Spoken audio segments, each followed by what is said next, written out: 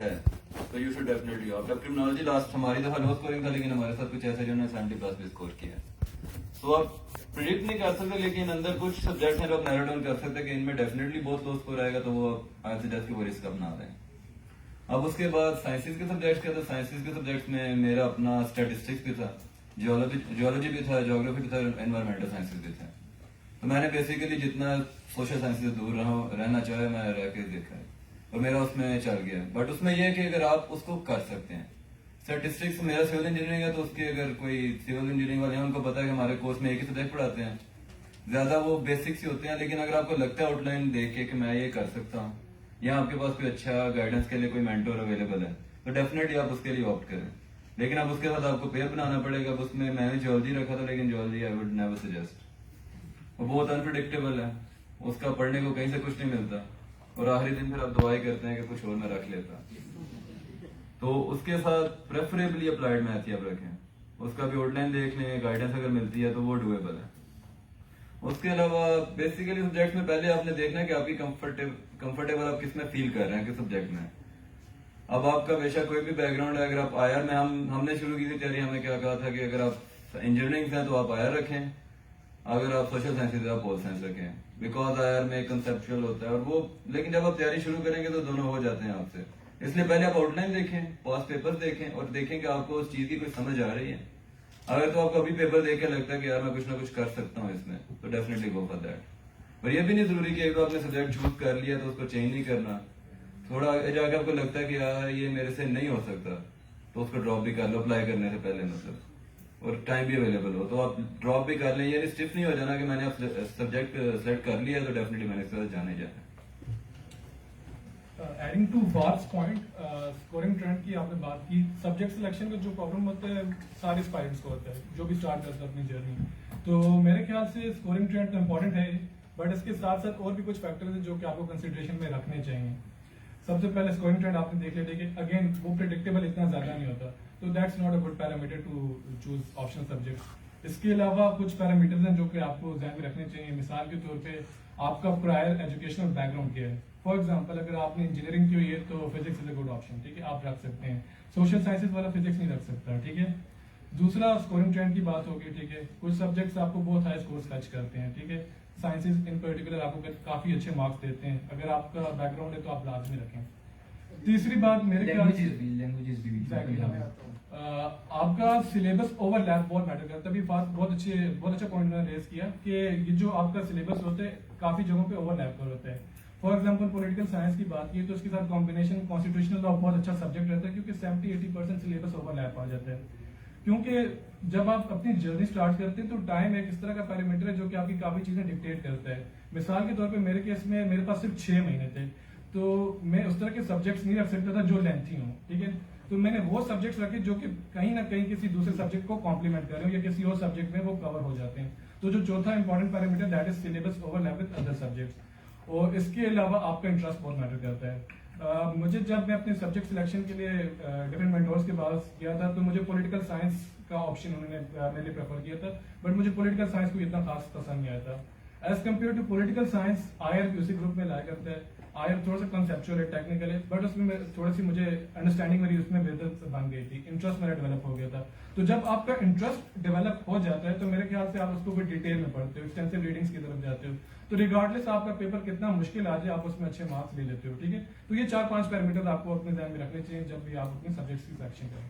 अच्छा, let me briefly tell you about this score trend में ना। देखें, जब आप इस एग्जाम में आते हैं ना, पुराने दौर में इस एग्जाम कहा जाता है मुकाबले का इम्तिहान है। मुकाबले का इम्तिहान है, इसमें कोई बाइनरी नहीं होता, 1 और 0 नहीं होता। जो एग्जाम सब लोग, जो सब्जेक्ट सब लोग रख रहे होंगे, उसमें अल्टीमेटली आपको आउटशाइन करने के लिए एक एक्स्ट्रा माइल जाना पड़ेगा। This is an established fact. जो टिपिकल सब्जेक्ट है उनको रगड़ा लगना ही लगना है, क्योंकि जब सब रखेंगे, सबने वही कोर्स मटेरियल पढ़ा हुआ है, सबने वही किताबें डीसीपीटी पढ़ी हुई जो मार्केट में अवेलेबल है, और सबने उन्हीं एकेडमी से पढ़ा हुआ है। तो अगर तो आप ट्रेडिशनल सब्जेक्ट की तरफ जा रहे हैं तो आपको बहुत एक्स्ट्रा माइल जाना पड़ेगा एग्जामिनर को ये शो कराने के लिए कि this is your own subject. दूसरा ये कि जिस तरह इन्होंने बाकी कुछ सब्जेक्ट्स ऐसे हैं जो एवरग्रीन है, साइंसेस का तो बता दिया। Languages are very good, languages have rewarded me a lot. मैं आई एम सराइकी स्पीकिंग, मैंने पंजाबी रखी, और पंजाबी मैंने 2 दफा टॉप किया, एक दफा CSS में, एक दफा PMS में, और एक दफा CSS में मेरे सेकंड या थर्ड हाईएस्ट थे। तो लैंग्वेजेस अगर आप रख लें, लैंग्वेजेस हैं, साइंसेज हैं, इनको अगर आप रख लें तो दे आर एवरग्रीन। लेकिन साइंसेज जो है ना वो दे कम एट अ कॉस्ट। वो कॉस्ट जो है कि अगर आपको एक पेपर नहीं आता होगा तो फिर आप बैठे होंगे वहां पे। सोशल साइंसेज का ये है कि नहीं भी आता होगा ना तो सबको नहीं आता होगा, यू कैन क्रॉस 33, लेकिन नेचुरल साइंसेज में ये नहीं होता। और दूसरा आखिरी बात जो अभी यासिर ने मुझे कही कि बतानी है इनको, वो ये कि availability of guidance and availability of course material. जिस तरह एक सब्जेक्ट है गवर्नेंस इन पब्लिक पॉलिसी, हमारे लोग रखते हैं, उसकी कोर्स आउटलाइन ही शायद ऐसी है या पता नहीं क्या, मैंने तो नहीं पढ़ा हुआ, लेकिन वो लोग जो बताते हैं कि उनका मटेरियल ही नहीं मिल रहा होता उन्हें। इसी तरह काफी और सब्जेक्ट्स हैं, अगर आपको मेंटोरशिप और गाइडेंस भी अवेलेबल हो जाए तो वो सोने पे सुहागा हो जाता है। Thank you. Yes, please, the one in the blue shirt. Assalamualaikum. This is Sayyid Shabir Tadi. I'm a recent business graduate. So, questions तो काफी ज़्यादा हैं. First question है, what is the best possible time, least possible time for preparing for the CSA exam? Obviously, that depends upon the capabilities. लेकिन आपके लिहाज से, what is the best possible time? Time इसमें रिलेटिव है बनने के लिए। कुछ लोग ऐसे हैं जिन्होंने हमारे साथ 4 मंथ प्रैक्टिस की है और वो पहले अटेम्प्ट क्लियर कर लिया। कुछ ऐसे हैं जिस तरह बाबर की स्टोरी है कि 3 साल लगे।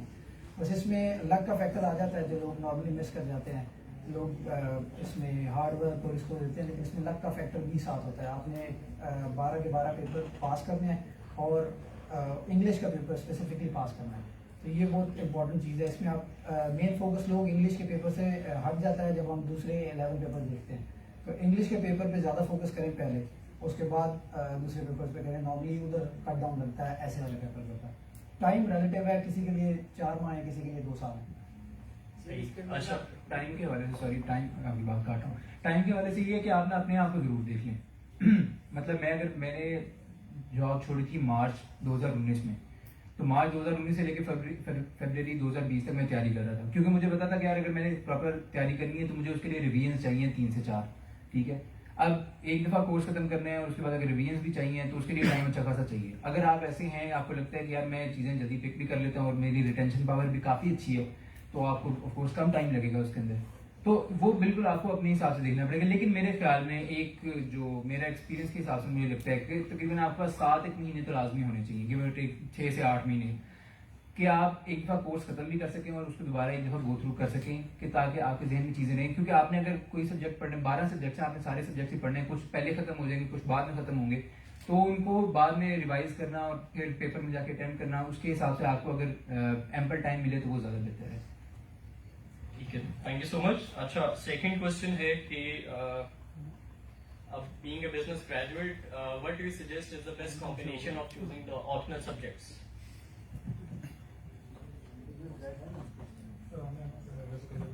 अच्छा, फर्स्ट ऑफ ऑल जो आपके डिग्री में जो सब्जेक्ट्स आपने पढ़े हैं, फॉर एग्जांपल बिजनेस एक्ट पढ़ा होगा, अकाउंटिंग पढ़ा होगा, तो these subjects are basically your comparative edge. ठीक है, बाकियों पे आपने देखना कि ये सब्जेक्ट्स आपको ज्यादा मार्क्स देंगे, और सीएसएस में भी इन पर्टिकुलर ये सब्जेक्ट्स बहुत अच्छे मार्क्स देते हैं।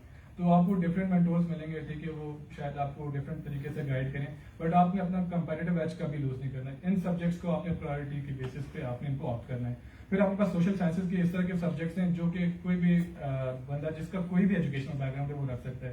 तो 100 मार्क्स के आप कोई भी रख सकते हैं। ग्रुप 7 में आपके पास लैंग्वेजेस का बहुत अच्छा ऑप्शन है। ठीक है, अगर आपको पंजाबी आती है आप पंजाबी रख रहे हैं, ठीक है। अगर लैंग्वेजेस नहीं आती, रीजनल लैंग्वेजेस आपको नहीं आती, सोशियोलॉजी, एंथ्रोपोलॉजी, सारे सब्जेक्ट ग्रुप 7 में बहुत अच्छे हैं।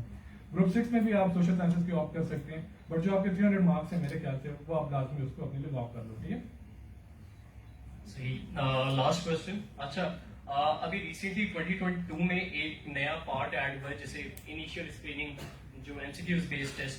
तो डू यू थिंक कि उसकी वजह से अब 23 में जो एप्लीकेंट्स होंगे उनके लिए it has become more difficult या it has become more easy to ace the exam? Like उस पार्ट की इंपॉर्टेंस क्या है? आउट ऑफ 50,000 एप्लीकेंट्स सिर्फ 247 ही फिल्टर आउट हो पाए हैं। उस एग्जाम में जो क्राइटेरिया उन्होंने सेट किया है वो आहिस्ता आहिस्ता इम्प्रोवाइज करेंगे। शुरू में नहीं सख्त क्राइटेरिया रख सकते, आहिस्ता आहिस्ता इम्प्रोवाइज होगा और उसका फायदा बहुत होगा। उसका फायदा ये होगा कि जब कम पेपर आते हैं तो जो मार्किंग की क्वालिटी है वो ऑटोमेटिकली बढ़ जाती है, जो स्पीड है वो एफपीएससी की वो ऑटोमेटिकली बढ़ेगी। तो yes, it's a good step in the right direction, लेकिन क्राइटेरिया रिवाइज करने की जरूरत है क्योंकि अभी तो फायदा नहीं हुआ। अभी उल्टा 49,000 लोग आ गए जिनकी ट्विटर पे फेसबुक पे मुबारकबादें भी चली, मिठाइयां भी चली, और वो अब उनके अंदर एक ये भी है साइकोलॉजिकल कि हम एक स्टेप क्लोजर आ गए टुवर्ड्स द गोल, हालांकि एक स्टेप पीछे से ऐड किया गया। तो वो है स्टार्टिंग पॉइंट, एक स्टेप और ऐड कर दिया गया है। तो अभी तो नहीं, लेकिन इन फ्यूचर वो बेनिफिशियल होगा जब जो कॉम्पिटेंट कैंडिडेट्स है ना वो स्क्रीन आउट हो जाएंगे ना, तब वो बहुत बेनिफिशियल होगा। ठीक है, थैंक यू सो मच।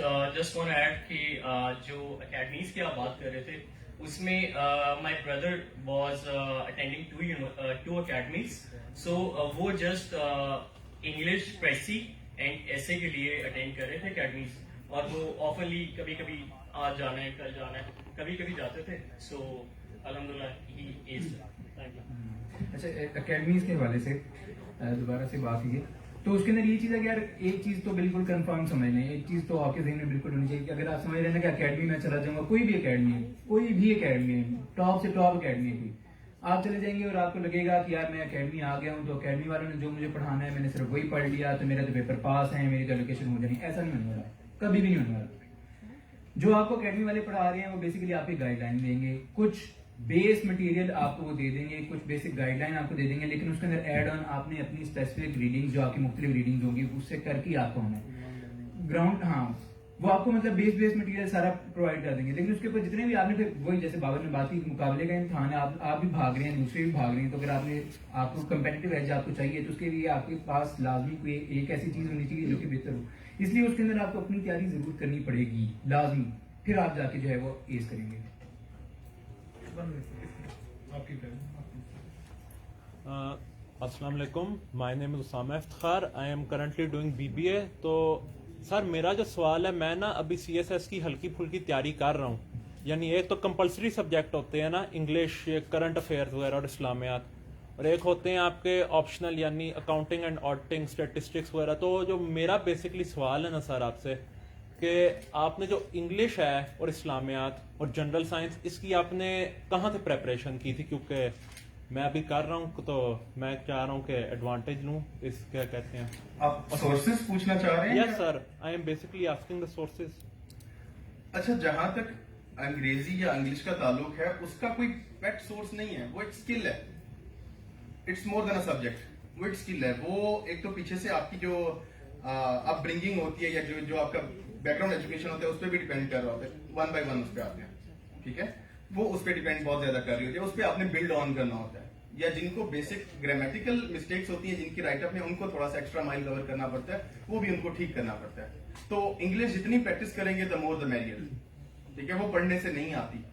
ऐसे आप कभी भी इस तरह शायद किसी की हम ऐसे लाइफ में नहीं, हम किताब उठा के बैठे के ऐसे तैयार कर रहे हैं, ऐसे इज लाइक स्विमिंग, आप पढ़ के नहीं सीख सकते, आपको तैरना पड़ेगा, उसके लिए करना पड़ेगा, करके इवेल्युएट करके फीडबैक लेके इम्प्रोवाइज करके फिर दोबारा तो ऐसे लिखना है, यानी वापस हो सकते हैं। बेसिकली प्रेसी वगैरह आपने इंप्रूव करते रहना। Practice, evaluation, improvisation and then practice. जो गलती की वो कोशिश करें अगली प्रेसी में ना हो, ताकि नई गलती करें, नई गलती करना आपका हक है। तो अच्छा, कमिंग टुवर्ड्स जनरल साइंस का पूछा आपने? General science and Islamiyat. हाँ, जनरल साइंस का हमारे काफी सारे कोलीग्स हमारे साथ हैं, उनके यूट्यूब चैनल्स भी उन्होंने बनाए हुए हैं, और सारे सब्जेक्ट यार इसमें ना जो रीडिंग मटेरियल है बेसिकली वो सारे हमारे कुछ कलीग्स ने ना प्रॉपर डॉक्यूमेंट्स बनाए हैं कि ये वाला सब्जेक्ट यहाँ से आप कर सकते हैं, तो हम अनीबा को प्रोवाइड कर देंगे तो वो आपको आगे फिर सोर्सेज आपको उस तरह बता देंगे। क्योंकि जो सर मैंने देखे थे ना पास्ट पेपर्स, उसमें बहुत रैंडम क्वेश्चन थे। फॉर इंस्टेंस एक क्वेश्चन था कि प्रोटीन के बारे में, तो अगला क्वेश्चन था कि साइक्लोन्स के बारे में आप एक्सप्लेन करें, तो मैं बहुत कंफ्यूज हो रहा उस मैडनेस का भी एक मेथड होता है ना, उसके पीछे भी एक मेथड होता है। आप एक ट्रेंड देखेंगे जनरल साइंस का, आप कह रहे हैं उसका जो साइंस वाला क्वेश्चन है, उसका ये होता है कि एक सवाल पर्टिकुलर वो बायोलॉजिकल उसमें से आता है, फिर एक इन्वायरमेंटल साइंस में से आता है, फिर एक फूड और आईटी को कंबाइन करके आ रहा होता है। तो उसके पीछे भी एक मेथड होता है, एक प्रॉपर उसके थ्रू चलते आ रहे हैं। तो ऐसा नहीं है कि वो रैंडमली थ्रो कर रहा होता है आपके ऊपर, तो रेस्ट एश्योर्ड के ऐसा नहीं है, आप सिलेबस तैयार करें वो हो जाता है। हाँ सर, साइंस तो मेरे ख्याल आपके बिजनेस से है जी। तो सर मेरा था कि इस्लामियात यानी बहुत आपका कंपलसरी और मेन सब्जेक्ट होता है, अगर आपके जो सोर्सेज वगैरह हैं वो काइंडली आप एक्सप्लेन कर दें जिससे आपने तैयारी की थी। वो आपको वही बताना, मेरे ख्याल में वो डॉक्यूमेंट अगर मिल जाएगा तो उससे ज़्यादा फायदा कौन होगा। document उसके अंदर- provide करवा उसके देगा? अंदर मुख्तलिफ सब्जेक्ट्स के रिलेटेड भी आपको मिल जाएगा, खाली इस्लामियात के अलावा। वैसे जिससे मैंने तैयारी की, अगर मतलब अभी आपको चाहिए तो इस्लामियात की तैयारी मैंने की थी।